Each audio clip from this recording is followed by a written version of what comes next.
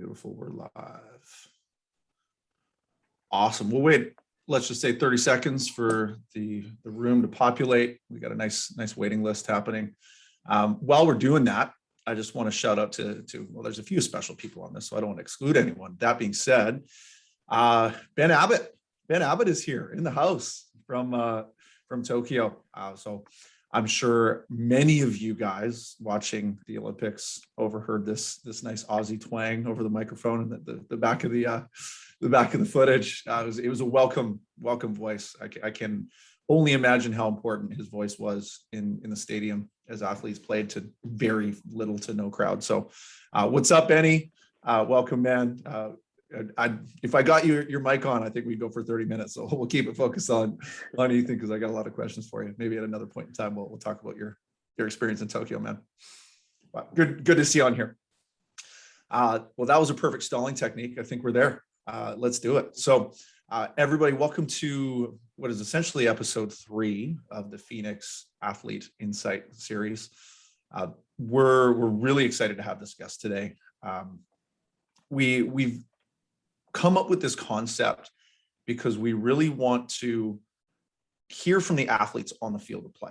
So, being in Australia, being on this continent, we don't really have access live to that top level of ball. So we really want to have conversations with the top level athletes from Australia who are playing, who are on the ground, who are living it, experiencing it, and try to extract nuggets of information from them in 2 different ways. One way is on the personal side. Their lived experiences, where they came from, what they did to get to where they are, and some of their journey and some personal bits. And then the second part is going to be more specifically to the actual sport and to the position they play.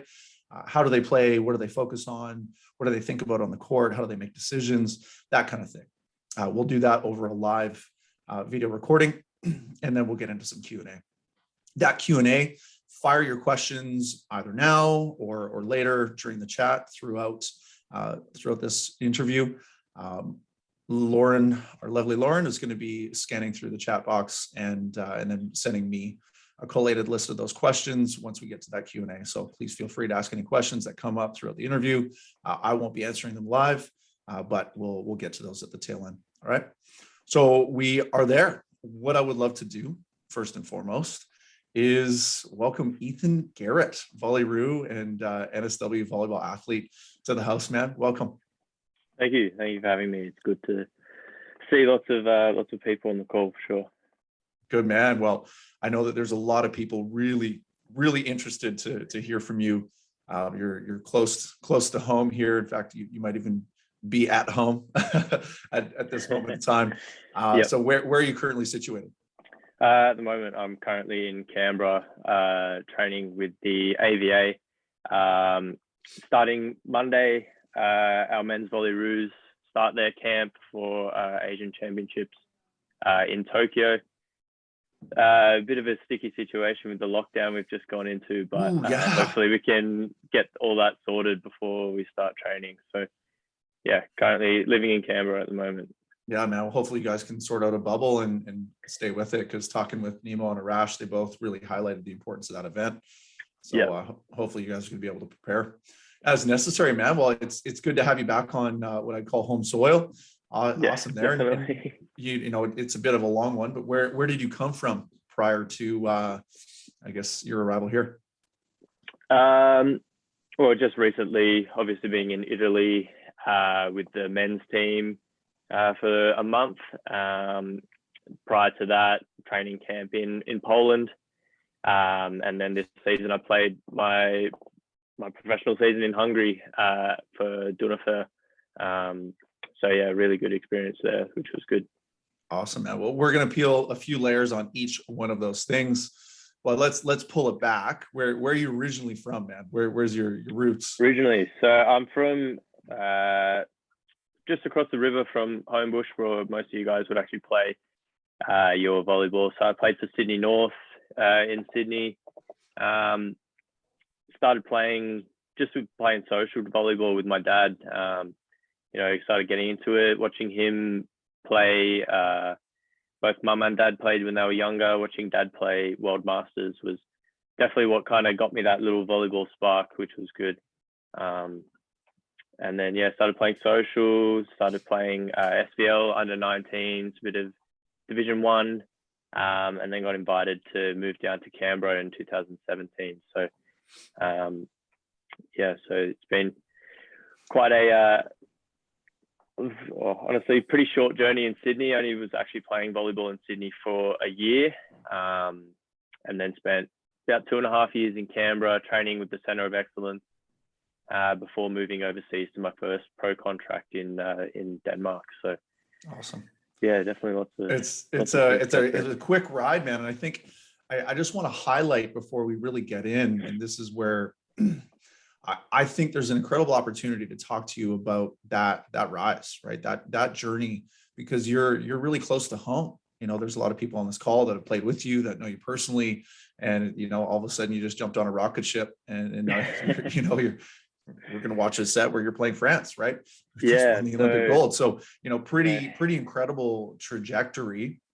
And I'm sure for you, it's just been an absolute blur, but I just want to set the tone for the conversation for all of our listening athletes. Like, you know, you're from New South Wales, you know, you didn't play a ton of time, you know, full disclosure, I know your pops very well. Him and I spend a decent amount of time together, jamming on all kinds of different things. And he always brings it back to, you know, you didn't play a lot, you know, you're relatively late starter, and it kind of just picked up. So what I really would love to do is just get athletes and people listening to kind of think about, you know, the opportunities. You know, professional is not that far away. You know, a lot of people say, no, that's for them, that's over there, that's a decade away, that kind of thing. You know, you're a success story that I really would love to dive into, man. So that's really what I'm looking to get out of this original conversation, and then equip people with an understanding of, you know, it's not necessarily all sunshine and rainbows. You know, you've had a couple lumps, and you know, tell a story of you prevailing and your resilience. So let's dive in, man. Let's dive in. So when you first started playing, you know, where were you at? Where was it? Just kind of a social thing, or was it something you just, hey, Pops played that, so I should dive in? You know, what was your original thought process when you started playing? Originally, it's just social volleyball on a Monday night. Started playing that. I would have been, when was it? Year 9. So I would have been maybe 14 when I started playing. I was too young. Dad wouldn't let me play the late games. So once I got a little bit older, he allowed me to play those later games. But eventually I was playing, you know, I was playing all weekends. I was doing state team trainings. I was playing 2 games of SBL on the weekends. I was training 2-3 times a week. But not only just playing volleyball, you know, I was playing soccer, I was cricket, playing volleyball, playing every other sport I could at sport, just trying to keep a whole lot of options open. So yeah, just starting social stuff, and then eventually moving to SVL, playing that for a year, making state teams. So New South Wales, I played under 17s my first year. And then ended up getting an invitation to move down to Canberra after the December camp in Bendigo. So yeah, everything happened really quickly. Didn't play a whole lot in Sydney. So yeah, no doubt. Well, listen, I want to tease on a thread. You played other sports, and this is something that's close to my heart, although most people probably know me as the guy who's promoting volleyball and sharing volleyball, but I'm a massive advocate for playing other sports. And volleyball's turned into a year-round thing for a lot of people. It's not a terrible thing by any means, but I think there's still space to play other sports and to be a multidiscipline athlete. You know, what was your, let's just say your second and third sport, and you know, what was that dance like, playing volleyball and playing those other sports? So growing up, I'm sure Mum and Dad will definitely know this one, but growing up, I always wanted to be a cricketer. I always wanted to play for the Australian cricket team, and up until, you know, I was playing Green Shield, so basically playing like a junior level of grade cricket in Sydney. So I played that and pretty much played up until I moved to Canberra. I think I played the weekend before I moved, so just playing lots of sport. I was pretty much doing sport every single day, so definitely was keeping me like very fit. But you know, playing that much sport, you do get your niggles and your injuries and that kind of stuff. So playing after my first nationals, playing cricket, I ended up having a pretty bad tear in my quad. So that was pretty devastating, having to sit out of pretty much everything for 2 months, which was, not like with me, I'm always like wanting to play, wanting to do everything. So it was pretty tough for me with that. But yeah, just trying to do as much as I could. Probably got it back into it a little too early and didn't look after it as well as I should. So that kept me out for longer. Got it. And then in terms of, how you transitioned over to volleyball, was that a choice? Was it just kind of an innate thing? You felt volleyball all of a sudden, it was just where you wanted to go and you did it. Was it a hard and fast decision? Like talk to us a little bit about how you transitioned from sport. Yeah. So, well, I was playing, I think it was the 4th tier of soccer in New South Wales, and just wasn't really, enjoying it as much. So I ended up switching over to volleyball and ended up being a pretty good decision. I just loved it was a lot more fast paced and, I don't know, it was new and it was fresh and it was exciting. So I ended up playing quite a lot. So I still was playing cricket during that stage and still wasn't really sure whether I wanted to go down the volleyball path or down the cricket path, and kept both my options open. And then that Canberra door opened and that's the one I went down. Amazing. Well, let's roll with that then. So understanding, shout out to AVA, they're actually open to applications right now. I believe that's closing right August. Sure. So shout out to anybody here who's interested in going to AVA. Fill that out, send it out, go through that process. It doesn't hurt to ask, right? So let's take a little dive into your journey over there. So you said it was 2.5 years. Let's not summarize that in 1 minute. Obviously there were some phases there, but when you're relatively young, like how young were you when you arrived there? Just before my 16th birthday, I moved. So wow. It was pretty big move, moving out of home at 16. Completely new, didn't know anyone that I was moving, didn't have any friends there. So it was pretty tough, but I had like a really good squad of guys that I moved down to. They were really accepting, and I had really good, most of those guys I'm really good friends with to this day and still playing with most of them as well. So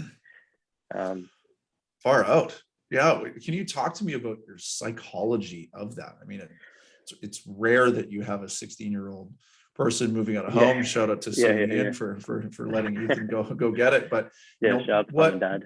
what was on your mind there? I mean, did you just go there kind of clueless and oftentimes not knowing anything, sometimes the best thing. So you kind of just talk about your mental game at that point in time of going there to the center of excellence. So moving down, it's obviously really big change. Moving away from home, you don't have, I moved away from my brother, my sister, mum and dad. And luckily for me, I live like Canberra's really close to Sydney, so I could still go home quite often. And anytime I really had a free weekend or didn't have anything on, I would try and get back home, just because I was quite homesick at that stage. And wasn't really used to living out of home. So that was lucky for me, as opposed to some of the other boys who were from Perth. So that was definitely something that was made it a lot easier, is being able to get home so easily was a big thing.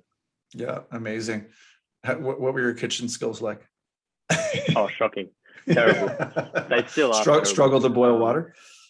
I'm not that bad, but okay, close. Amazing. Well, it's you had to grow up pretty quickly, man. I mean, a high calibrating environment, being away from home, having to figure out a lot of different things. Over that first year, like what are some of the things that you learned in that first year that really allowed you to either succeed or to get by?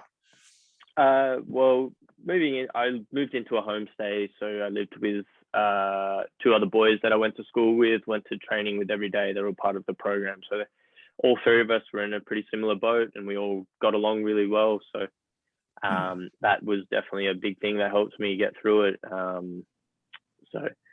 And, like catching up with the other guys in the program on the weekends and hanging out with them lots. So I was always quite busy, which definitely helped. I didn't have a lot. I still don't really have a lot of downtime. So yeah, like going to school pretty much all day, to then going straight to training, going to the dining hall and eating, and then going home. So it was pretty jam-packed days most of the time. Yeah. And was that something you're used to? I mean, you sounded like you played sport almost every single day, but probably took some adapting to a daily training environment, which is essentially that professional lifestyle. Was that something that took you a while to adjust to, or you just right into it? It definitely took me a bit to adjust to it. So coming from,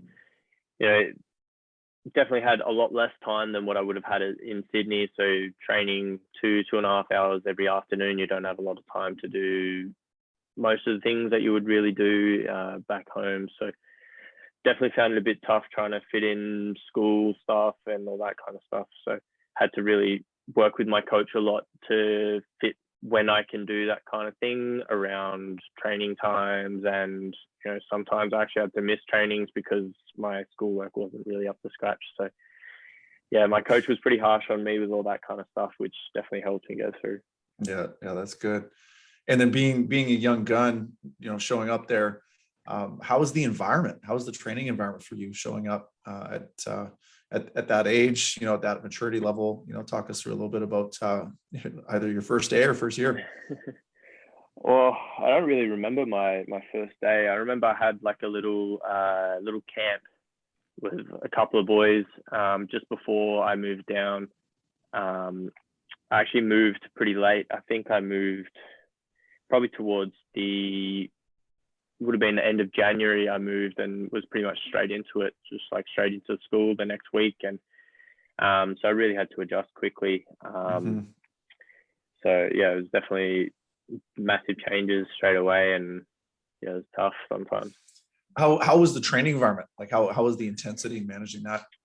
It was definitely nothing like I'd had experienced before. So, I was training with guys who had played in the national senior B team. So the training level was quite good. And obviously I had only been playing for probably maximum 18 months. So I was still pretty fresh. But I think the fact that those guys were really good and I had that big gap between me and them really helped me accelerate my growth in volleyball, and being surrounded by those higher, better level players, that made me pick up a lot of things really quickly. Yeah, absolutely.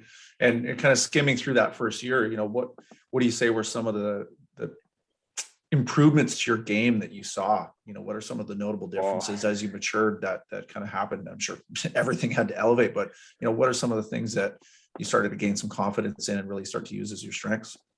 Well, I think the biggest thing that kind of really changed was my reception. So when I was playing in Sydney, I was mostly playing middle and opposite. So I wasn't even really playing pass hitter until the end of 2016 when I went to Bendigo camp, and then when I moved down to Canberra as well. So I was definitely really fresh and, still working on all those things that I worked on back then. But yeah, definitely reception was one of those things that I really had to pick up quite quickly because I was really, really new to it. So yeah. Was that something that you took on, or was that something that coach kind of nailed into you? A bit of both. Obviously being a pass hitter, reception is a massive part of my game. So if you're not really a good receiver, it's going to be hard to find a spot on the court, especially with the guys that I was training with who were a lot better than I was. And personally being, probably sounds a bit bad, but personally being a smaller outside, even though I'm like almost 6'4", 6'5", I'm smaller outside on the international game. So I've got to, change and pick up my game in other areas, which is mostly reception. So yeah, it's quite tough. No, it makes sense, man. And I come from the same boat. Like the best way early days for me to get on the court was by passing nails. It wasn't by hitting. It was get on the court by passing and just be the most consistent player. So I totally resonate with that, man. Okay. So moving through year one, let's just say year two and a half there, talk me through how you saw yourself and you saw the future. You kind of went there open-minded. It all kind of happened really quickly, but as you're progressing at the Center of Excellence, what are you thinking about the future, and how are you seeing that future play out? Like, what kind of story are you telling for yourself? So as I got to, would have been my second year. In my first year, only a couple of, maybe one or two guys moved overseas. But in my second year, a lot of guys started going professionally to colleges in the States or in Canada. So that's kind of the pathway I wanted to take. And I wasn't really sure at that stage whether I wanted it to be a college pathway or a professional pathway. So that was something that I was kind of working out, and ended up taking that professional pathway. So well, let's double click on that. Let's pause there for a moment. That's fundamentally, I mean, you stay in Australia to develop. You go overseas to North America to develop through college, university, or you go over and play pro. And I'm not too sure if there's real university college experiences over in Europe, but let's just say it's those three. You stay in Australia, go overseas to North America, or you go over to Europe and you play pro. What were some of the decisions that you had to make? What were some of the opportunities that came your way? Share a little bit more how you navigated that situation. So my coach had a lot of contacts all around everywhere pretty much. So we were weighing up the options on, personally what I wanted to do, whether I wanted to, play professionally, whether I want to go to college, get an education, get that kind of thing. Personally, I'm not the biggest fan of school, and that's probably the main reason why. For the record, nor was I. So what? That's fair enough. So personally, personally, I wasn't a bigger fan of school, so that kind of pushed me more towards the professional pathway. So no regrets on any decisions I've made, but it's really depending on what each individual person wants. And I know some guys that I know, they really want to get their education sorted and do all that stuff. And I just want to play for as long as I can, and I know I will have to do other stuff after, but I know I've got a good amount of time to sort that stuff out. Yeah, absolutely. All right, well, let's talk a little bit about your transition to pro. How that opportunity came about, and what was that journey transitioning from the Center of Excellence to being a pro player? So first contract was in just outside of Copenhagen in Denmark for Isøy. So I ended up going there with two other Aussies, which actually was really good. Two other boys that I've been training with for the past 2 years. So that definitely was that definitely helped a lot. Obviously moving halfway across the world is not the easiest thing, especially when I was still pretty young. I was 18 when I moved. So being with those other guys was definitely a thing that helped it a lot. And we also had 3 Canadian guys on our team in Denmark as well. So 3 Canadians and 3 Aussies. That sounds 3 Canadians, 3 Aussies, okay. The Polish guy, a Latvian guy. So there's heaps of international guys. So having it was 6 of us that fluently spoke English, and little brothers on the call. What's up, Phrase? Personally being hanging out with 5 other guys who spoke English was definitely a really big helper. Yeah, nice, amazing. And so that league, what did you think? You're going overseas, you're playing this league. Like, did you know what you're getting into? Did you know what level it was going to be? Like, what was your thought process going from Australia and your experiences there over to start playing pro? Well, it was the level. It's quite hard to get your foot in the door sometimes. But once I got my foot in the door with that first contract, it was really nice. And I can help build my other way up. But the level in Denmark I'd say is a pretty similar level to the level here in Australia. not teams weren't like completely professional. They still had a lot of local guys, as opposed to in the Italy's, your Poland's, who have all pretty much full professional teams, but still had guys who were in school and all that kind of stuff. So the level wasn't the most high, but it was still pretty good level to play at. Yeah, awesome. And then maybe just going through now your professional journey, and then let's actually start to get into some meat and potatoes of who you are and how you handled some of the situations. What was your next phase or two there? So Denmark, and then was it immediately over to Hungary, or you have a couple other steps in So there? no, I actually ended up. So what happened? So about halfway through the first half of the season, I ended up getting a back injury. So I ended up having 2 stress fractures in my L5 vertebrae. So that put me out for the rest of the season. I came home for Christmas, which was nice. I could see the whole family and everyone. But yeah, went back over, got to travel around Europe a little bit with my girlfriend, so that was nice. But came back to Australia and just got into rehab and did rehab for about 2 months until that all healed up. So yeah, I ended up missing the back half of the Danish season, which was pretty tough. Yeah, being told by the doctor that, you can't do anything, no sport, no nothing until this is completely healed up. That was, once again, tough not being able to play. Yeah, man, I can imagine, especially also like your first year pro and not being able to finish that. I'm sure, Yep. it's important to finish that season if you're looking for a contract the next year. So how'd you come back from that? So I came back to Canberra, where I had good physio access, good access to, the weights gym, the training, all that kind of stuff. So that helped me get back into full-time training and getting my body back and ready for my next professional season, which was in Hungary this year. So moved there probably, when was it? September last year. Ended up staying there for the whole full season.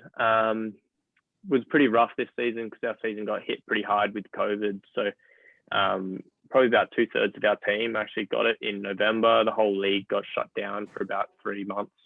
So training was pretty tough at that stage, having pretty much our whole team out with COVID. And yeah, fortunately the league got back running up in January. So we ended up doing pretty well. Unfortunately, I missed the last couple of games, actually getting COVID myself. So yeah, it's pretty rough, but it was a much better season this year, much higher level, which was good. And hopefully next season I can keep progressing up the ranks and until I get to the very top. Awesome, man. Well, let's dive into that journey, and I guess that caps off with some VNL, right? I mean, there's a bit of a transition there. Maybe let's hop into that one for a second. What was that experience like? Did you put your hat in the ring? Do you get a call out of nowhere? Like what was that? What was that story? So, pretty similar to what's going on with AVA right now. The expression of interest went out for the national team for this year. I wanted to know which guys were playing. Fortunately for me, a lot of the senior guys had stepped down after not making the Olympics for this year. So a few of the guys actually retired, which really helped me actually get my foot in the door with the national team. So that was really good. And yeah, so yeah, you got selected, hey? I got selected, and trained in Poland for a month. Luckily, I pretty much knew all the guys from meeting them previously from being in Canberra. So quite a few younger boys in that team this year. So it was really, the youngest was 18, so pretty young team this year. Yeah, awesome, man. Well, we'll discuss a little bit more of the VNL when we're watching that, but. Yeah. Understanding you got 2 years pro under your belt, you went through the Center of Excellence, you went through the AVA, relatively quick rise to that professional level, and then getting the tap in for VNL. I'm sure there's some moments in there that we can draw upon for some learnings, man. So, understanding that, relatively young guy going over there, what might have been a really challenging moment for you going through any part of that process, and how do you persevere through that? I think I've had a few injuries that have been, quite a bit setback. I've had, well, obviously my back with the stress fractures. I've also had a stress fracture in my tibia as well. So that put me out for 2 months. We got to get some meat on your bones, man. Come on. I know, I'm going to get some more muscles in me to fix me up. But, it's unfortunately missed my second nationals under 17. So that was also pretty tough, not being able to play those tournaments. But, I've learned from my experiences that I need to, take really good care of my body to, keep it on the court for a long time, make sure I'm doing, lifting well in the gym, stretching, make sure I'm doing all the correct rehab and all that kind of stuff. So definitely important stuff for keeping you on the court, I think. Yeah, man. And, this is a big part of that. You're clearly prioritizing your body early, which is amazing. That's Yep. fantastic. A lot of people learn too late, man. So Yeah. good for you for prioritizing that and stay on it. What about time management? Did any learnings for you in terms of how you organize your day, week, moving from a young guy into a professional manner where you're playing with men, you're playing with grown men. What was that like for you? I think the biggest thing I learned about time management is just when I first moved in my first 2 years here when I was at school. So since then, I haven't really studied a lot. But yeah, having all my studies and all that kind of stuff and having so much training, I really had to knuckle down with time management and really try and make sure I had my days planned out so I knew when I had time to do my homework and do all that stuff. So that was a really big part of getting me through school, and definitely really helped me a lot as well. So my coach was really big on making sure we managed our time really well, and so we could get all our stuff done so we could still go and train and wouldn't have to miss out on any trainings. Mm-hmm. Yeah, absolutely.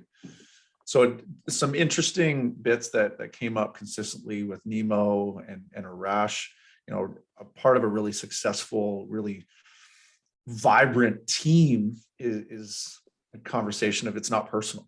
You're in that environment and you're competing and you're challenging yourself, and it's really important not to take things personally. So as a young man playing with some older athletes and probably playing with other people that don't necessarily speak your language or aren't great at it, how was that for you?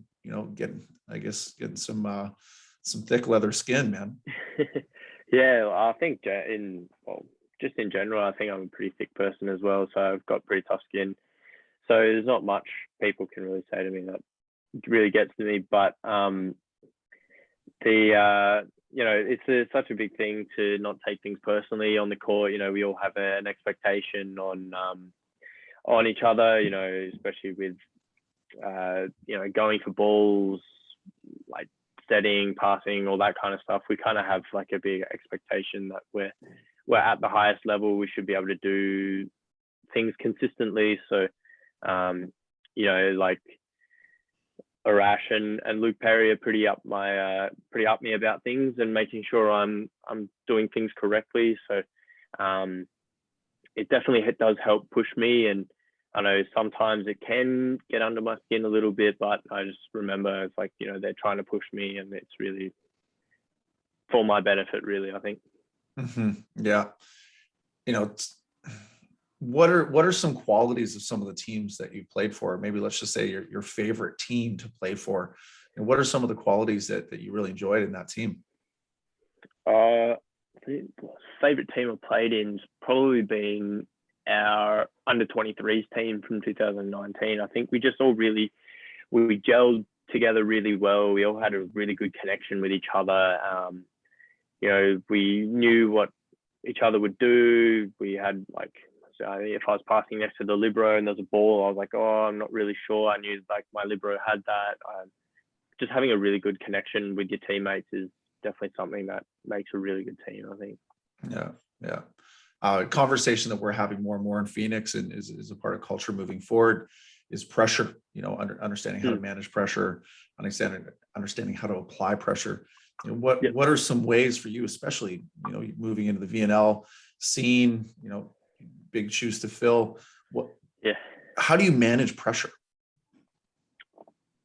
I think it's something that I've said to myself. I think the fact that the VNL didn't have a crowd definitely helped. I think if there was a crowd there, I would have been a hell of a lot more nervous than I actually was. Right. Saying that, I was still pretty nervous, my first game, like first ever action I did, it's go back and serve the first ball of the match. And I knew in my head that it's something that I've reminded myself, there's no situation that I'm going to face at VNL or playing pro that I haven't faced before in a training environment. So I know that personally I've done these things before, and I think that's a really important thing to remember. If you train and put yourself in these situations, you know what to do when they come up in games. So that's something that I've really worked on a lot with myself. Yeah, dude, I really like that. Anything that you noticed when you got the call up to VNL, like for yourself, obviously playing in Hungary, I'm sure a great level, but then obviously, VNL's the best athletes in the world. What was your inner dialogue there moving into that space? Like, what were you focusing on? What were you thinking about for yourself? Just the way I had to play had to change. So going from playing in Hungary, you still have really good players I'm playing against, but they're just players at VNL are just a whole different level. Like, playing against those top players in the world is just, they're so much bigger, stronger, faster. It's just, I had to really change how I was playing. How I would attack had to change quite drastically, I think. When I was playing in Hungary, I could, hit the ball a little bit sharper, a little bit harder, because I knew the blockers weren't that big. Mm-hmm. But then, going to VNL, is just so much bigger, and, playing against players like Mazurski, who's 218, I can't really try and hit the ball inside him because, he's just an absolute giant. So that's definitely something that had to change. Yeah. And understanding change, change on the fly is hard, especially, if you're going to take, that's something that we talk about in terms of pressure, right? If you gotta play outside of yourself on a higher scale, how'd you do that? How'd you change your game? Like, did you just focus on the things within your control and just focus on a few cues, or like, changing under pressure is really challenging. I'm super interested in how you stepped up your game at that level on short notice. Well, I think we had a good solid month of like a training camp. That definitely was a good thing to help, and allowed me to adapt to playing against those blockers, from going to playing against blockers in Hungary who were my height or shorter to, going to national team camp to trying to hit against Nemo and Arash, who are both like 205 plus and can jump through the roof. So that's definitely something that allowed me to kind of adapt, and hope I found my feet a bit in that camp, and then things started to get better towards the further towards the tournament. Yeah, amazing, man. What I guess you speak about hitting against some big blocks, but what are some of the other things that you noticed that you either stepped up in, or you're like, ooh, I got to get better at this because I got to get eaten alive. What are some other aspects of your game that you knew that you had to step up? Just probably like reception is one thing that I had to step up, and I feel like that's definitely something that really clicked at VNL. Also, the speed of the game and how I read the game just had to change really quickly, because just the speed of the game from being in Hungary to being in Italy with VNL was just, playing with the best setters in the world like Bruno and DeCecco, and those guys play such a fast offense. It's really does make it tough to read the game sometimes. So yeah, that's definitely something that had to change really quickly. How was it playing against some of these athletes that are best in the world that you've been watching on YouTube, that you probably sensationalized in your mind, then all of a sudden you're across the net from, got Leon, all of a sudden you're like, oh man, what? Yeah. So talk to me about the experience on the court, being with some of the best in the world. It's such a surreal thing to, you go from the past 3 years to, watching players on YouTube, on TV to like a couple of months ago, I'm serving at Engapet, who's just been the MVP at the Olympics. So it's pretty crazy to play against these guys. And yeah, just to look at where I am to where they are is just so, like, I know where I need to get at to be at that top level. And, they just hit the ball so much harder and, can serve a whole lot faster. So, yeah. Yeah, good. Well, I guess it's not really in closing in this. We'll probably have a couple different connects for the next 5 minutes or so before we transition to video. But you alluded to seeing it. You alluded to understanding that you need to prove, but also you know that you can. Right? You're seeing that pathway of like, hey, I'm seeing those guys, but I know that I can. What do you see for yourself over the next little while? Just maybe for your career, for yourself, and improving. I think my goal for the midterms to qualify for 24 in Paris. I think that's been my goal for probably the past couple of years, since really breaking out into national junior teams and under 23 teams. That's kind of been my goal to try and push for a spot in that national senior team for the Olympics. And I think that'd be pretty surreal to go and play at the Olympics. But yeah, really, I'm trying to like visualize, I've got set goals. This is what I need to do to get there, and really work my ass off to get there as well. Yeah, good, man. But I look at that and you see it, right? There's a lot of people that, I want to do that. Like, how are you going to get there? I have no idea. Like, good for you to have, having a plan doesn't have to be perfect, but it's better than not having a plan, right? And for you to see it, it is a fantastic thing that's tangible that I hope people are able to listen to the story. And there's a lot of progression within it, but believing in yourself, having resilience, battling through injuries, having some great teammates, and having some great experiences with amazing people. Maybe let's talk about that one, because I think that's really important when you're playing the game that you love. You're playing it with people that you're battling with. They're brothers at the same time. Maybe talk a little bit about the experience of friendship on the road and friendship on the teams. Yeah, I think at VNL this year we definitely had a really good group. Although it was quite a young group, and we did have a pretty rough time at VNL. Playing against those top teams like Poland and France and Italy. We still had a really good team, and we still gave it quite a good shot. So I think having having that really good connection to your teammates, and just being like we have 5 values for our volley roos, and one of them is teammates, and mates is in capital letters. So just being really good mates on the court, on and off the court, of course, is like a big thing that makes a good team. Yeah, I love that, man. And it looked like fun, man. You guys were contagious. Energy was contagious. It was so cool seeing what was happening off the court. The sellies, even on the court, it was super vibey. The Insta stories and in the photo shoots, everyone's just having a good time. Like, it looked like it was fun, man. It was a lot of fun. And even if you're not on the court, you're still having a great time. I'm sure most of you guys have seen just our bench. We really just try and have a good time as much as we can. We try and push the boundaries of the second referee and the third referee as much as we can. And we definitely did that at VNL. I can say that for free. But so it's just trying to, create that environment that we're a really good, fun team to have around. And, those good vibes translate from the bench and off the court onto the court. And it definitely helps us play better. Yeah, amazing. So a lot about life choices and progressing and believing in yourself and surrounding yourself with positive people is big rocks. You got to have big rocks that are kind of your anchors. What are some of your anchors in life? Oh, I think just having, I have like a lot of end goals. I've always wanted to be a professional sportsman. That's something I've wanted to be since as long as I can remember, probably since I was, 2 even.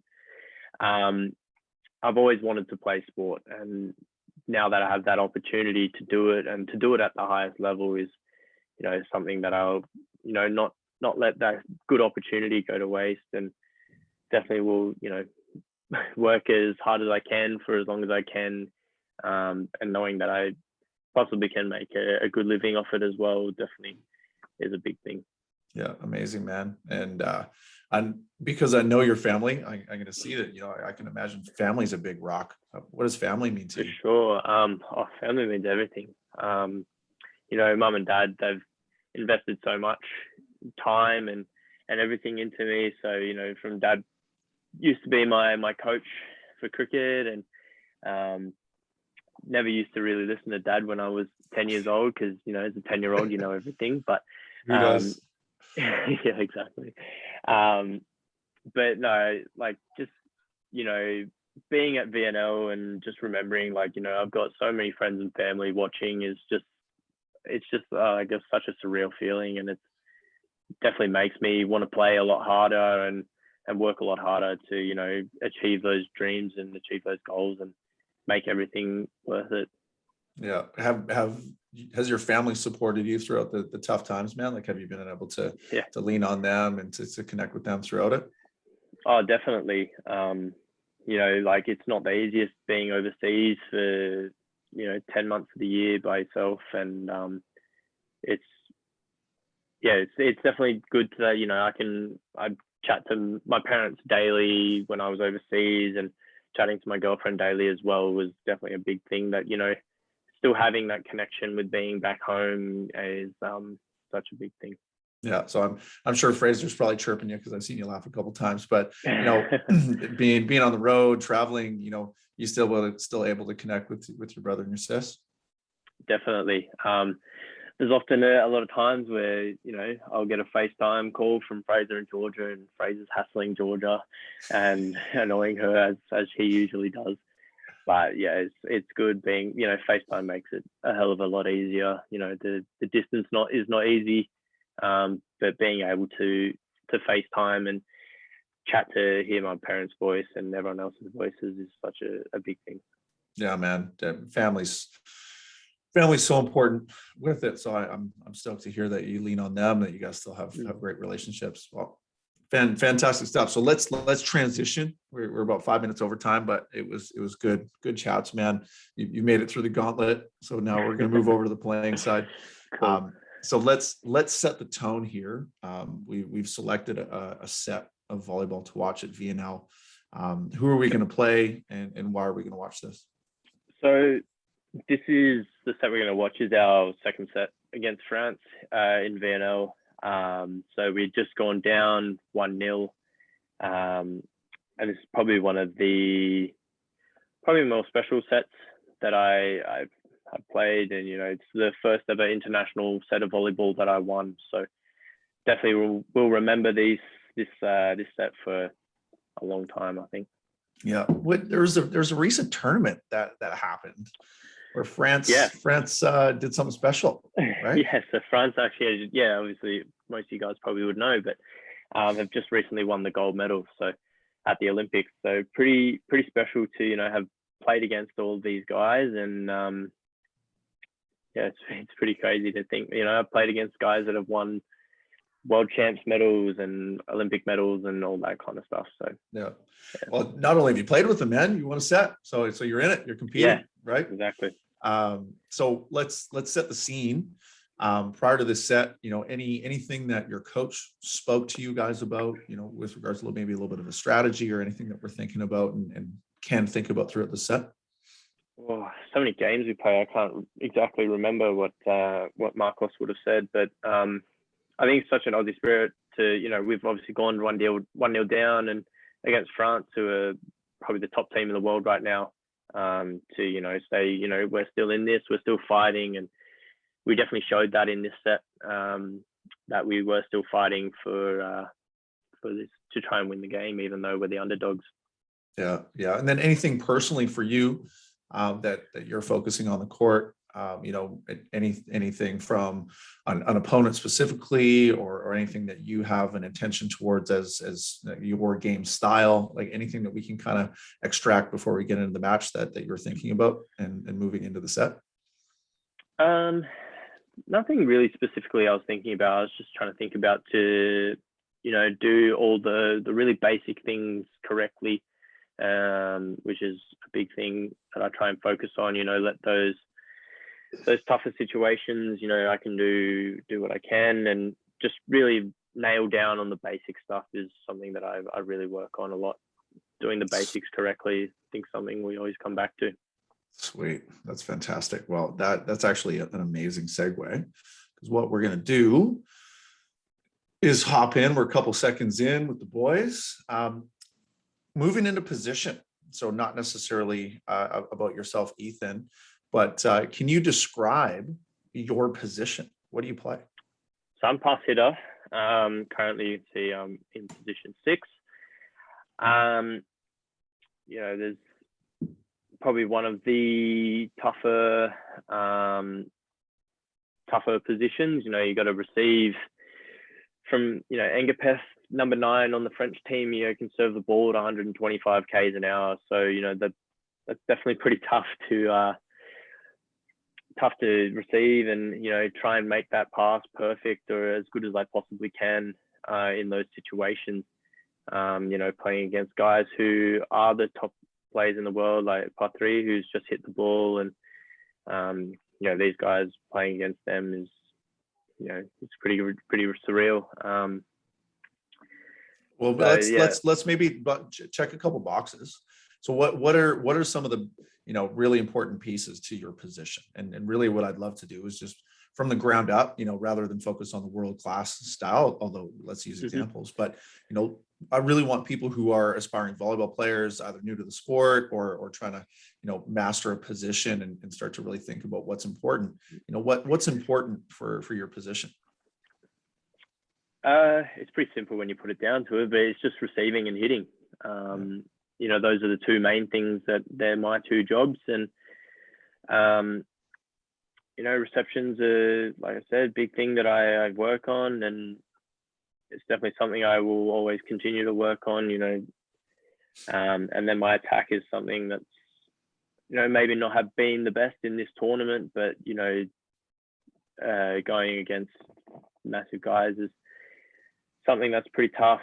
But yeah, reception and hitting, it's very simple when you put it down to it, but yeah, beautiful. Trying to do good things consistently.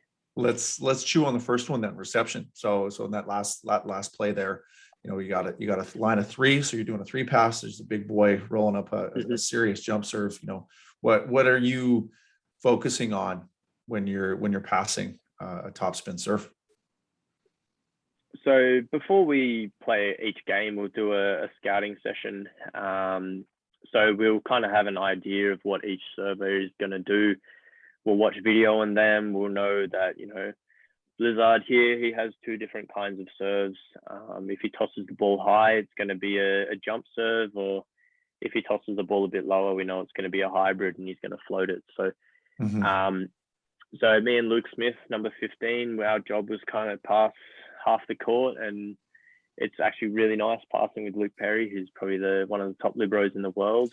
Yeah, that's what a few others were saying, man. Big ups to Luke. We'll have to have a chat with him, man. He's apparently pretty sweet, because he's bloody good and he knows exactly what he's doing. So he's always really switched on about, us doing all the right stuff, and yeah, he knows exactly what these guys are going to do, and he reads the game so well that, if you want to learn how to pass, I think watching Luke is something that you should do. Yeah, well, going back to your statement of just doing the simple things really well, are there any fundamental cues that you say to yourself while you're passing? Like how do you break the pass down for yourself and think about those simple things so you can do them well? So yeah, trying to be simple. And one thing I was working on is trying to do, after I'd pass a ball in training, I was kind of thinking to myself, and my coach was saying to me, could we have done less in that situation? Trying to do as little as possible to try and make that pass, but still doing enough to be able to have a good reception. So because the ball moves so quickly, we don't have a lot of time to move. So trying to be really simple and make really simple moves is definitely very helpful. Yeah, that's super interesting, man. I mean, the international game, there's a beautiful dig side note and right into the hands. Beautiful. Yeah, amazing. Yes, shows how good he is. Yeah. That's a huge piece to the game. You've said it a few times. There's Nemo, there's the man, beauty. The men's game is fast, right? The men's game is about speed and tempo. So maybe let's have a quick talk about that. How do you manage the game at that pace? And we can go offense, defense, whatever, but let's just have a top end conversation around speed in the men's game. Yeah. I think if you look at it, it's, a lot of teams like France, they play, it's quite simple, ball to the outside. It's just the speed and the tempo of that ball is a lot quicker than what a lot of other lower level teams will play. But it's just, honestly, it's really simple volleyball. Each player knows, if the setter gets moved here, that's when I'm going to do something different. But yeah, playing really simple offenses but just playing it really well and fast and consistently is what top teams do well. And understanding the speed, to what degree is reading and kind of predicting what's going to happen a part of the game? Are you constantly, following the ball, or are you looking for cues? You're looking for certain things that are kind of giveaways so that you can make a move? Yeah, looking for cues, definitely. But like I said, with the serving, we'll have a scouting session before games and stuff, and we'll look at different players' tendencies. Like this player, when he's hitting here, might have this ball he's going to swing on, or he might hit this angle is his more predominant angle, so we know that's where we're going to block and how we're going to defend him. Got it. So let's just look at that. So Perry just came up and whispered a sweet nothing in your ear. What's he telling you? Against Engapeth, he's just trying to tell me to get my hands on the ball, because he's such a crafty player. He can hit both angles. So yeah, trying to get my arms over the net and take out as much space as I can for him, and try and channel him either down the line straight into Luke's arms, or into the cross court straight into our other defender's arms. So yeah, it's definitely 3 points. We love that. Yeah, more of those, please. Yeah, that'd be great. Yeah. So we have tendencies that we look for, and this player might swing more cross court on high balls, but more line on a fast ball. So we kind of look at those things, and we'll do that for each individual player. Got it. Well, that last serve, although it was out, was a really great, let's call that position or rotation for you. You're sitting up there in 4, swing hitting. Can you talk a little bit about the importance of connecting that pass to the hit? Yeah, well, having a good pass obviously helps our offense tremendously. But if it is a bomb like what Engapeth serves, we might have to play a little bit higher, a little bit further off the net, and then just play a little bit of a slower offense. Sorry. Just trying to recognize situations and what the best thing is to do in each of those. And yeah, if we have big guys throwing bombs, we might try and just kind of wear it a little bit, but on the lighter serves, that's when we really knuckle down and try and be as perfect as we can. Now, when you're coming across that float serve or that hybrid, are you frequently stepping up and taking things with your hands? Are you mostly platform passing? Like, are you making decisions between hands and platform? Against float serves, I'll probably be quite far up. I'll be basically on 3.5, 4 meters off the net, and just wearing everything on my hands. If they decide to, rip a jump serve off a float toss, then I'll just have to wear it and do the best that I can in that situation. But we have like we go back to those tendencies that each player have. We have some remote idea of what they're going to do before they do it. Beautiful serve by Nemo. Yeah, that was beautiful. Line. Sick. So yeah, and it was a little bit different this year. Obviously, we had Bo playing opposite, who was obviously he's usually a middle, so that was a big change for us. And yeah, I think he did a really good job, which was good.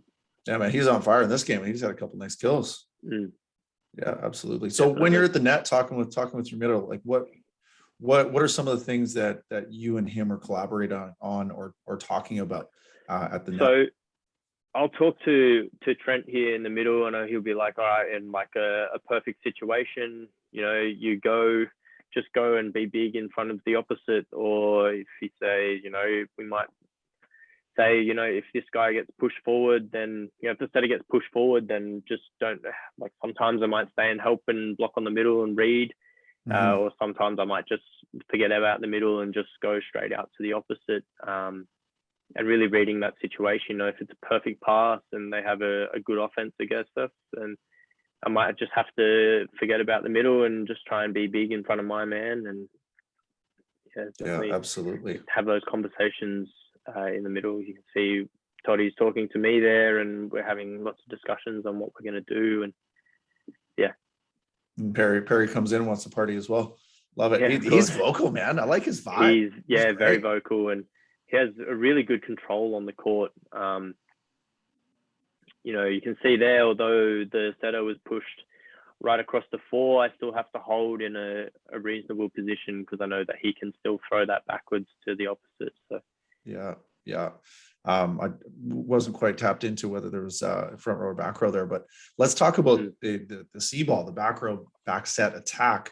It's an enormous play, so you clearly have to have a conversation with yourself prior to that. Like, how are you prioritizing that set specifically in the game? Guys can hit a back row ball pretty much as big as what they can hit a front row ball. It's still just as effective, especially as an opposite. So we're still thinking about, all right, we're gonna still pretty much block as if he was playing front row. Toppy, there we go. Maybe let's transition. There's lots of time to talk about what guy that just hit a back row. Let's talk about the service game because it's gonna. I'm not too sure if we'll get you again.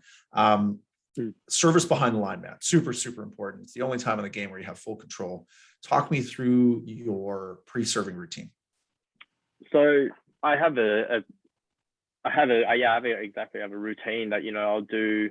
You see there, I saw he was going to run up, so I ran up from the reception. But I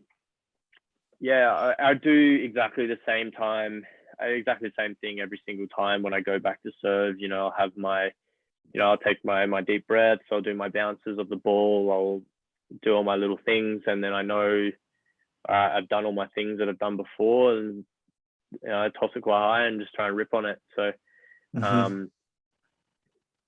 A nice pass. There you go. Stepping into it. So there's constantly a balance between power and accuracy. Where do you sit? How do you manage that balance for your spin serve? And we got some sick rallies here, so it's easy to get distracted. Darn it. Boys are playing big block by Smitty stuff. There's Iraqi getting bumped up there as well. So serving's probably one of the biggest things that I've worked on in my game. It's probably one of my, personally I'd say it's probably one of my best traits is my serve. Nice. And it's something that I've worked on a lot. It wasn't always at this level. It's definitely something I've had to work on quite a lot and still have to work on. You can always get better, but I've tried many different serves, different tosses, and like different ways to hit the ball. But the one that I have now is the one that I found has worked the best for me. So, and so generally, I was just going to say, generally, when you toss it up, Like, are you going on the power side? Or are you going on the more the accuracy side? Like, where do you generally lean? I'd say personally more to the power side. I do have that serve. I can change that angle of it a bit more. I know I have that control over the ball, but I'd say vast majority of the time I throw it up and try and just give it a good rip. And so most Nice. of the time it does go well. Do you get the occasional one where I get it off the fingers and it goes out by about 15 meters? But those are the kind of risks I'm willing to take. I've worked on it so much, and I know that if I have a good toss and swing and a miss, tough one. Yeah, there's some good on two attempts here. I think I've seen Arash be pretty aggressive. Yeah, on that, Rash loves his on two. He loves it. Yeah, absolutely. Well, let's shift the focus back up to the net. Lot of triple blocks up in there, and you probably saw a few triple blocks at VNL. Yeah. What's it like hitting against three enormous guys with pits above the net? I think against Poland was definitely the toughest triple blocks that I've faced. There's absolutely enormous guys, and most of the time when I was hitting a high ball against the triple block, pretty much none of them I was aiming for the court. I was going for those hands and going for hands and send it out the back by 5 meters. Mm-hmm. Probably even further. By Nemo. So it's high ball hitting is definitely something that's a lot different to fast ball hitting. The other team has a lot of time to get ready and put up a good block, and generally at this level they're pretty damn tidy with their blocking. So you got to kind of work off those hands, and if it's not quite there, something I worked on is playing into the block and back onto our side. So I know Luke, I have a lot of trust in him that he's going to be right under there to me to recycle off that block. And definitely big things that we've been working on. So I love the conversation around choice making, because you choose too early, you start projecting, and people can see where you're at, and you kind of lock yourself into something that may wind up not being the right choice. Choose too late because you want to keep things too open, and you wind up essentially being left with one choice, or you wind up kind of not getting the contact that you wanted. So choice making, or what I would say is letting the right choice happen. Can you talk me through as an attacker, some of the things that go through your head? What are you looking for? How do you make decisions at the net? Well, I know straight away we'll go back to the high ball stuff. I know straight away I'm not going to kill a ball on getting a clean kill. I'm never going to get a clean kill on a high ball. So I know that already that's off the table. So I know that I'm going to go, if it's in a good spot, or I'm going to absolutely hit the cover off the ball and try and go for that first blocker's hand or that last blocker's hand and try and go out and off. Or I know if it's not in the best spot, I know I've got good trust in the other boys, that I know I can play off the block and pick it up. There he is. Swinging high off the block and trying to take those weaker parts of the block and not trying to hit it straight in the middle of the arms. Yeah. So are you looking for anything in particular? And I think this is really important, because this hitting from the outside is so critical, especially with younger athletes. So I really want to nail down some of the choice making, or some of the cues, some of the things that you're looking for. So let's just say that the sets, or the ball's in the setter's hands, or coming into the setter's hands. At that point in time, are you taking a glance over to the other side of the net? Are you looking at some of the blockers' positions? What information do you want to have? Do you want to have before the ball is being delivered to you? So usually I'll get a call from, either Luke or one of the other boys about, they'll yell out 3, 2, or even 1. Beautiful pipe swing by Smitty there. That sounds great. Yeah, they usually call out 3, 2, or 1, and and I know I hear that. I go, I've got 3 blockers. I'm gonna go high and hard, or I've got two, maybe I can aim for the court a little bit more. But if I've got one, I can really go for my shot. So I think that's definitely something that definitely helps. Just as the setter's setting it, I know that especially if it's a high ball against high level teams, there's going to be a triple, at least at absolute minimum, there'll be a really clean double block. So I know with the block there, I've got options to work off it, and I've got, a block's a good target to work at, and you can win a lot of points hitting off and around blocks. So, there's a nice stroke. Look at that. There we go.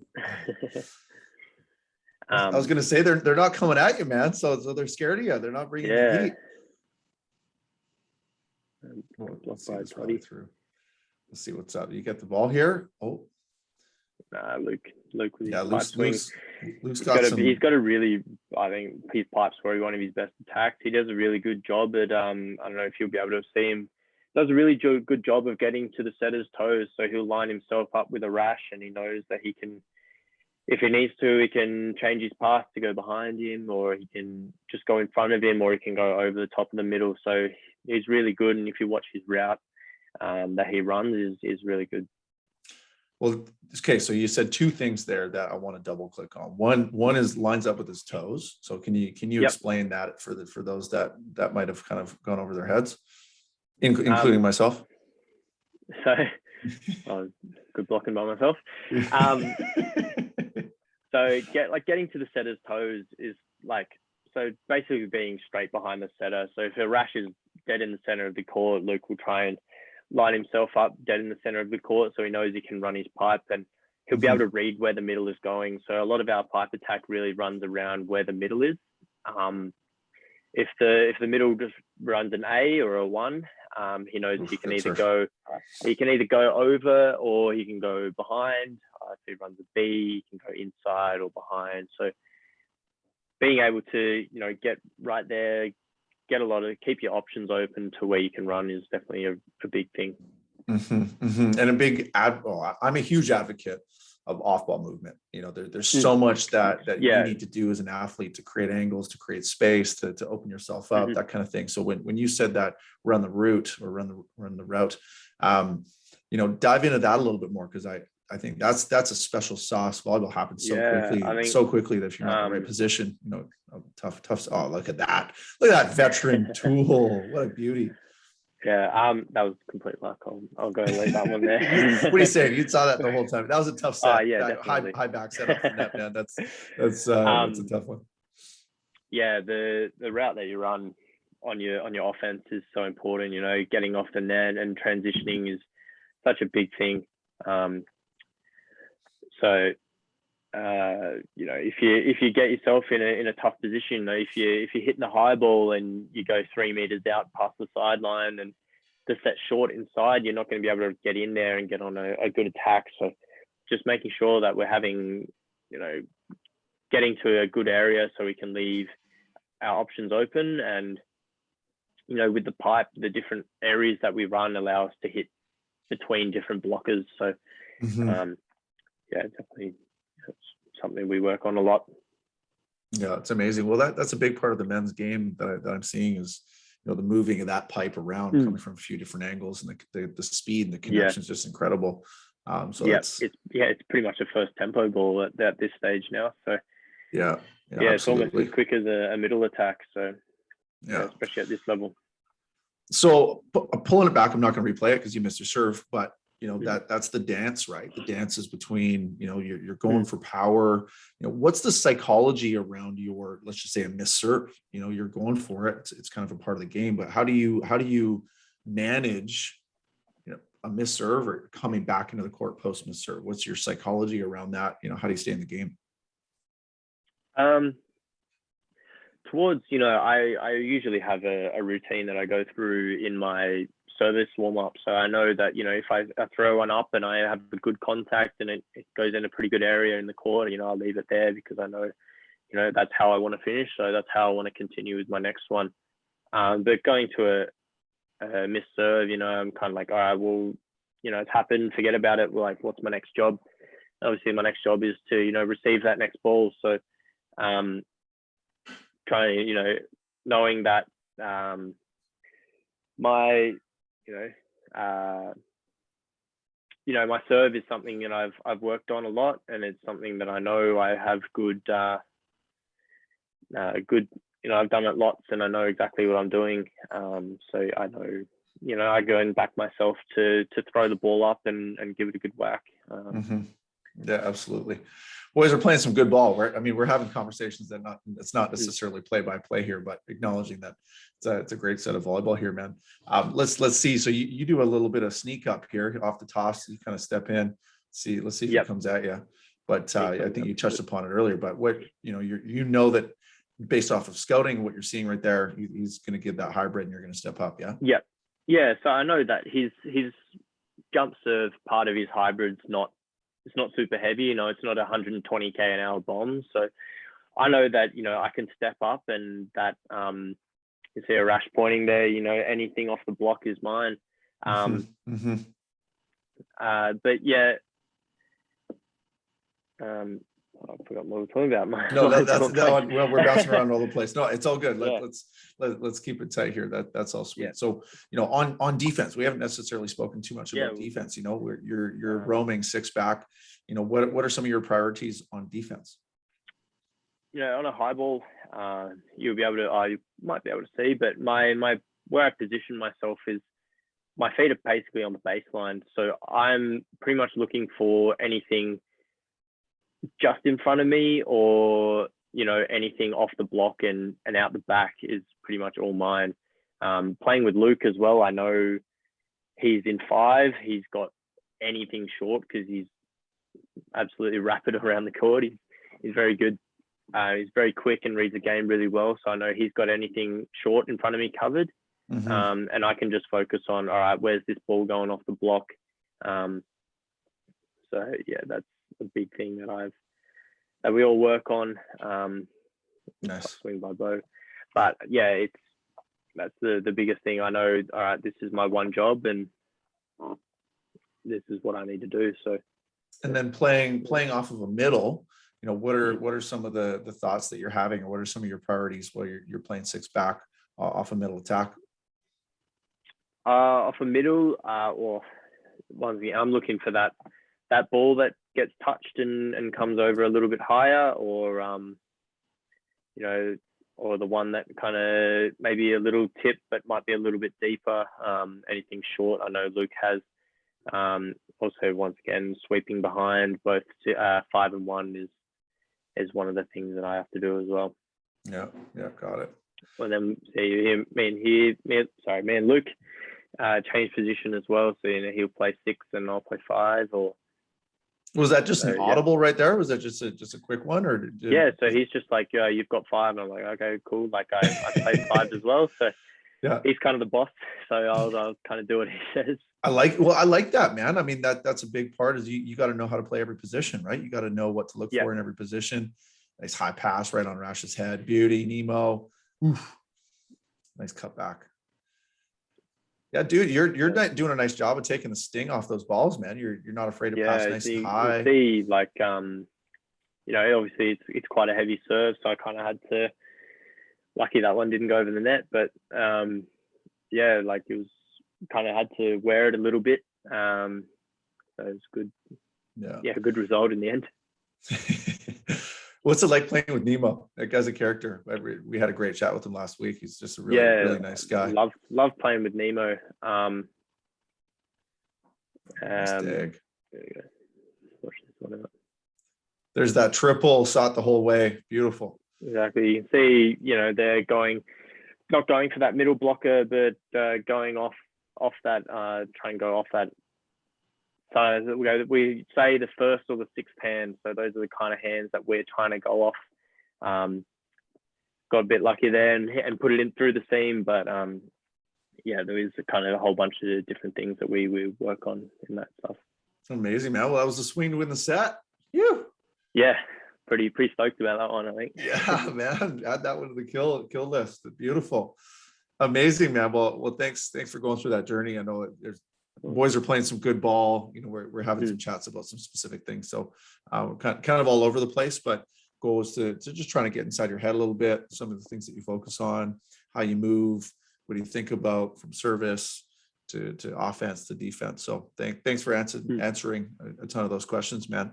Got a little bit of time left, so let's move over to the Q&A. My trusty Lauren, I believe there we go. Beautiful. So let's hop into some of the questions that some people have asked here.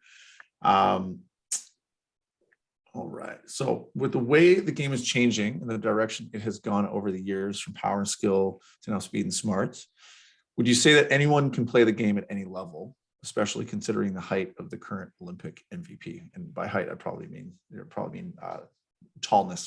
So that. Yeah. I think there's so if you look at Tonyuti's barely 6 foot and one of the top setters in the world, and I think you can still definitely play the game at any level, at any height. Obviously being taller does give you quite a good advantage. There's a pass hitter from Argentina that I've been watching a little bit lately. He's not quite as tall as me. He's probably about maybe 6'1", 6'2", so quite short in terms of international volleyball, but he's such a crafty player, and he's not always about power, but he's like, he'll put the ball in a seam between the block that's, can only just fit a ball through. And he does it quite consistently as well. So I think if you're not quite as tall, you might have to have those other skills and traits that, other bigger players might not have. And I think that's something that's really important. But you can definitely play the game at any level with any height. Yeah, I love that. We got a few listeners who are keen to put in their applications to AVA, who are looking to play at higher levels and aspire like you currently are. What's your advice on boosting the chances of developing a game, becoming a better hitter, becoming a better player, to move into the AVA? I think just by obviously, put your application in, that there's no hurt in putting applications in for expression of interest, whether that's, state team, Phoenix, AVA, even senior team. Like I'd put an expression of interest in for that as well. So trying to boost your progression, I think playing as much as you can, whether that's with siblings or parents in the backyard, or social volleyball on in the evenings, or playing as much as you can, and is something that is very good, I think, and it will really help you boost your progression. But one other thing I found that works quite well is watching high level volleyball as well. Watching how players move, what they do in different situations. There's plenty of games you can watch for free on YouTube and all that kind of stuff. So recently I've been watching games from the Olympics, watching how these top players in the world move and the things they do, so I can better my game as well. Nice. What are some things you wish you knew when you first started at the AVA? Particularly for people who are in that age bracket right now. Canberra. Things I knew. I think the support network we have here is really good, but there's always to be at the very top. It's not just on court stuff. There's on court stuff's probably not even half of it. There's a whole bunch of off court stuff that you need to really grind on as well. You're off court, you're looking after your body, you're stretching, you're rolling, all that kind of stuff, and your diet as well is a big thing. Making sure you're putting the right fuel in your body to make sure you're able to wake up and feel like if you go and eat a bunch of junk food for a couple of days, you're not going to have the right fuel in your body to be able to play at a top level. Yeah, absolutely. I'm actually going to jump into that one and just kind of take it a step further. So, a big part of the conversation, I've done my best since being here at Volleyball New South Wales is have a conversation around mindset, around mentality. I'd love to just ask you, are there any pieces to your mental game that you've trained? Like, have you worked on your mental side? If you haven't, there's a great area of opportunity for you to definitely have. I 100% have worked on a lot of stuff on my mental game. Trying to keep calm when I make errors. It's a game of errors sometimes, volleyball, and trying to reduce that as much as possible. But how I react and how I learn from my errors is a big thing. I think one thing that I've heard that's quite good is like making errors is okay, but it's not okay when you don't learn from them. I think that's a big thing, and it's quite a tough mental challenge, especially when you do shank a couple of passes in a row. It does get quite tough, but trying to realize that that action that you've just made doesn't mean anything anymore. You're always trying to focus on doing that next action correctly and doing it as well as you can. Yeah, absolutely. What was the experience having to move schools when you moved to Canberra? Moving schools, going from moving away from a lot of friends and family was quite tough, but I'd moved down here and I'd made a lot of new friends through school, and that was quite good. And the school down here was really supportive and understanding that they knew that I was an athlete training at the institute, so they knew I didn't have as much time as other classmates, so they would always help me out if I needed extensions on assignments, or if I needed that kind of thing, any help with my work. They were always quite willing to help me out, which was really good. Yeah, awesome. We kind of covered this, but I'm going to let you swing on it again. What tips would you give to a high school student who wants to play professionally? What are some steps that they should take, or how would you find those opportunities? Now, I know some of the things found you, and you're at AVA, but let's go for it again. Trying to, once again, play as much as you can is really good. Playing professionally, reaching out to people who have also played, trying to make those contacts between you and other people is a big thing. I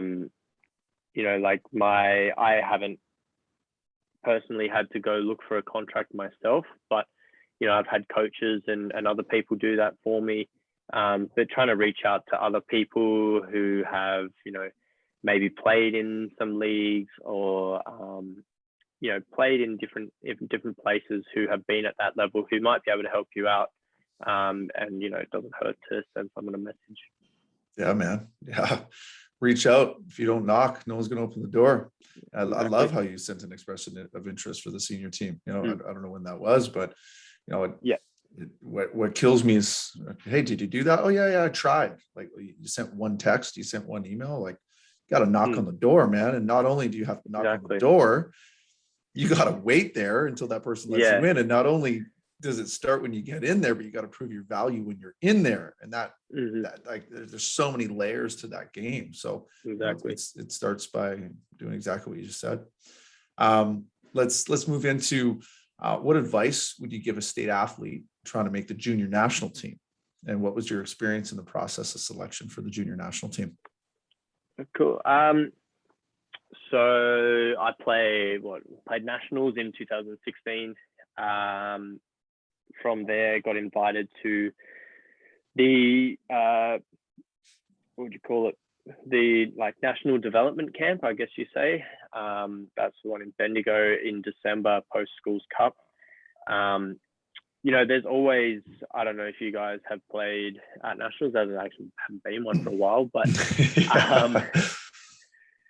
there's always Australian coaches there. There's always, the head coach of the AVA will be there at nationals. He'll be there at schools cup. You'll get a look at by these people, and being in those situations and trying to make yourself known, putting in these expression of interests and trying to give yourself as many opportunities as possible is a big thing. Yeah, absolutely. Amazing, man. Well, that's it from a question side. Maybe a couple more personal ones for me. 8:31. So well, let's go 5 more minutes, man, if you're cool with that. Yeah, of course. So when you step on the court, what do you want to represent? When you step on that court, what do you stand for, man? What do I stand for? Oof. Not a whole lot of people get to put on an Australian jersey, so that's definitely a big thing. That's pretty special. Having my family name on the back of my shirt is a massive thing, and I think playing for my family, my friends, everyone that's watching me is watching me play at the highest level and show off all this hard work that I've done over the past 4 or 5 years.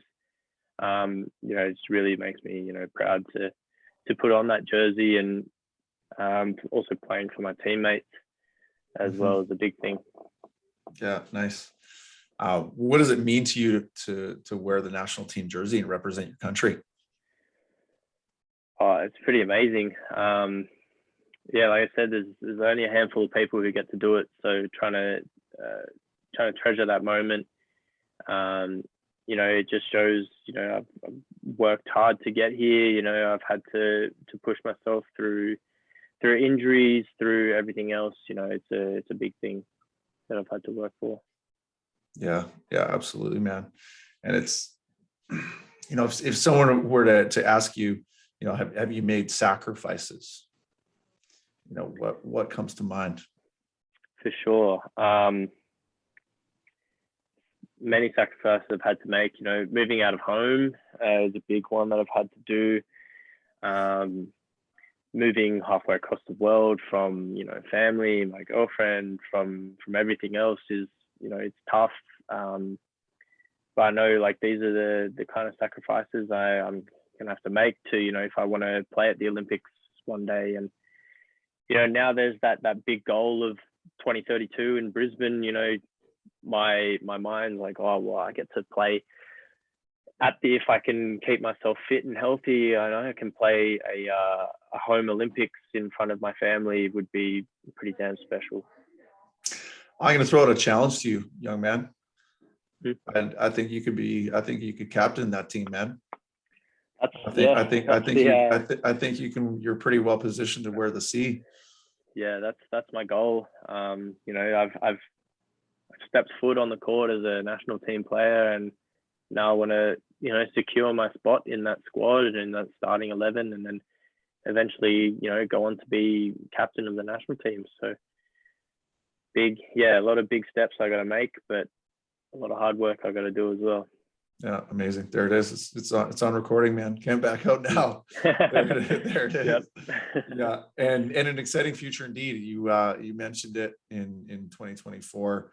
Paris Olympics. What are the things that are on your mind? What are things that are pretty critical for you and your team to bring that to life? Having quite a young team is a big thing. We're going to have quite a lot of players that are coming through at the moment that will probably be around for quite a while. So, trying to build we had a pretty decent start in Italy, trying to build on that coming into Asian champs next month, and then building on that with the next 2-3 years leading into Paris as well. So, trying to, one up ourselves as often as we can through every tournament. Yeah. Awesome. Okay. Last one from me, man. And hopefully this doesn't hit you by surprise, but volleyball takes up a significant amount of your time, right? Huge amount of focus. Definitely. There's a lot going on there. Is there anything that you're doing to develop yourself off the court? Is there any personal focuses that you have, any pastimes that you use to, master yourself, and anything that you're focused on outside of volleyball? Yeah, definitely there is, playing overseas, I do get quite a bit of downtime between sessions. So, I'll train in the morning and then I'll train again at night, but trying to fill in that space within those things. So trying to, I don't know, find things that I enjoy doing, whether it's, looking into different ways I can expand my knowledge on different things, or, studying, or all those kind of different things is something that I'm definitely working on. Good man. There you go. All right. Well, it's been an absolute pleasure, Ethan. Thanks so much. It's been, like I said, it's been a long time coming. We just happened to do it in front of a bunch of people, but it's a pleasure to chat, dude. Thanks to everybody who stayed through and watched. We're going to shut her down right here. Okay. So we're not going to take any more questions. So what I'll do is just Ethan stick around and my team stick around. We'll just wait for everybody to cruise up. So any last words, Ethan?